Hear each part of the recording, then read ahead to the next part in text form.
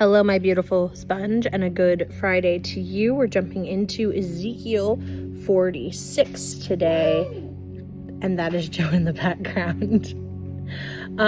Let's jump into it. This is what the sovereign Lord says. The east gateway of the inner courtyard will be closed during the 6 work days each week, but it will be open on Sabbath days and the days of the new moon celebrations. The prince will enter the entry room of the gateway from the outside. Then he will stand by the gate posts while the priest offers his burnt offerings and peace offerings. He will bow down and worship inside the gateway passage and then go back out the way he came. The gateway will not be closed until evening. The common people will bow down and worship the Lord in front of this gateway on Sabbath days and the days of the new moon celebrations.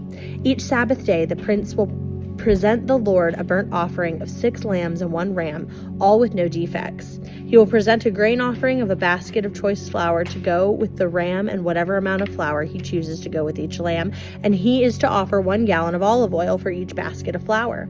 At the new moon celebrations, he will bring 1 young bull, 6 lambs, and 1 ram, all with no defects. With the young bull, he must bring a basket of choice flour for a grain offering. With the ram, he must bring another basket of flour, and with each lamb, he is to bring whatever amount of flour he chooses to give. With each basket of flour, he must offer 1 gallon of olive oil. The prince must enter the gateway through the entry room, and he must leave the same way. But when the people come in through the north gateway to worship the Lord during the religious festivals, they must leave by the south gateway. And those who enter through the south gateway must leave by north gateway. They must never leave by the same gateway they came in, but must always use the opposite gateway. The prince will enter and leave with the people on these occasions.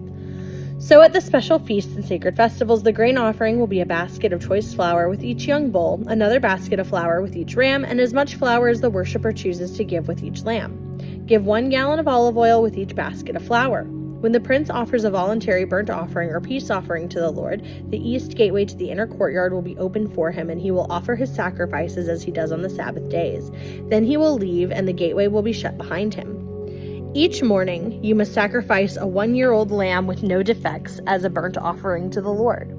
With the lamb, a grain offering must also be given to the Lord, about 3 quarts of flour with 1/3 of a gallon of olive oil to moisten the choice flour. This will be a permanent law for you. The lamb, the grain offering, and the olive oil must be given as a daily sacrifice every morning without fail.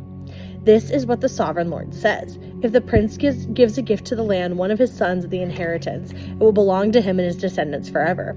But if the prince gives a gift of land from his inheritance to one of his servants, the servant may keep it only until the year of Jubilee, which comes every 50th year.